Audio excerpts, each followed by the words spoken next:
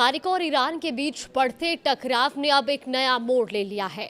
अब सवाल सिर्फ मिसाइलों और सैन्य कार्रवाई का नहीं बल्कि कूटनीति का भी है, क्योंकि ईरान की कार्रवाई अब उन देशों तक पहुंच रही है जो अब तक उसके लिए बातचीत का रास्ता खोलते रहे थे।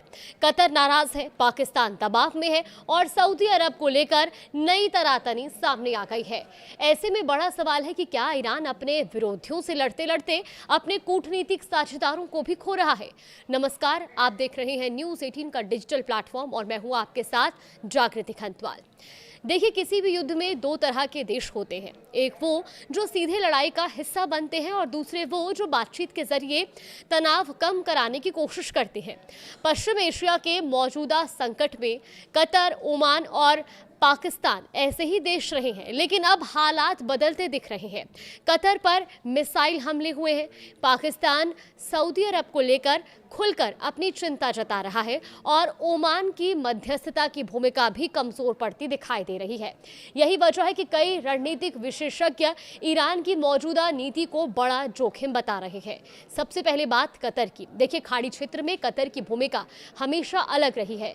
एक तरफ उसके यहाँ अमेरिका का सबसे बड़ा सैन्य अड्डा अल उदीद मौजूद है, तो दूसरी तरफ उसने वर्षों तक ईरान के साथ संवाद बनाए रखा।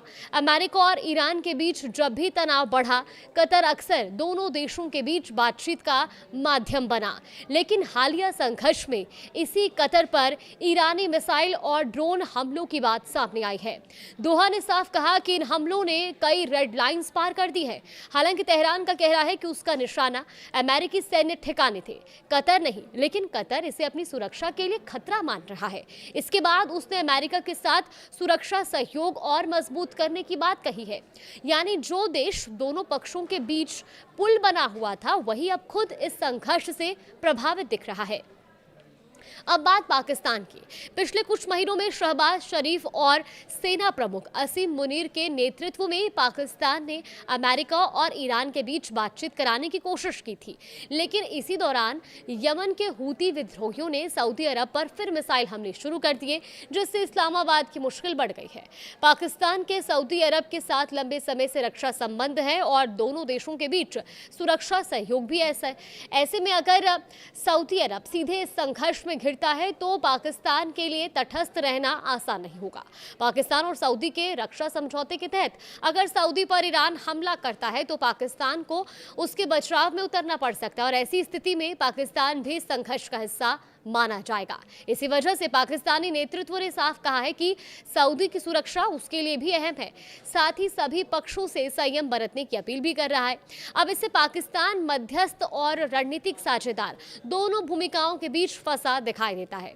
इससे पहले विदेश मंत्री इशाक डार संसद में कह चुके हैं कि ईरान को पाकिस्तान और सऊदी अरब के रक्षा समझौते को याद रखना चाहिए। अब सवाल है कि ईरान आखिर चाहता क्या है। देखिए, रणनीतिक मामलों के जानकारों के मुताबिक ईरान पूरे खाड़ी क्षेत्र को यह संदेश देना चाहता है कि अगर उसके खिलाफ सैन्य कार्रवाई होती है तो उसका असर सिर्फ अमेरिका या इजराइल तक सीमित नहीं रहेगा। स्ट्रेट ऑफ होर्मुज पर नियंत्रण की उसकी कोशिश भी इसी रणनीति का हिस्सा मानी जाती है।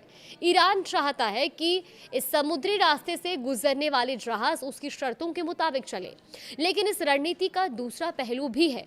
अगर कतर, ओमान और दूसरे खाड़ी देश खुद को असुरक्षित महसूस करने लगे तो वो पहले से ज्यादा मजबूती के साथ अमेरिका का साथ दे सकते हैं। यानी विरोधियों पर दबाव बनाने की रणनीति ईरान के खिलाफ नया क्षेत्रीय गठबंधन भी तैयार कर सकती है।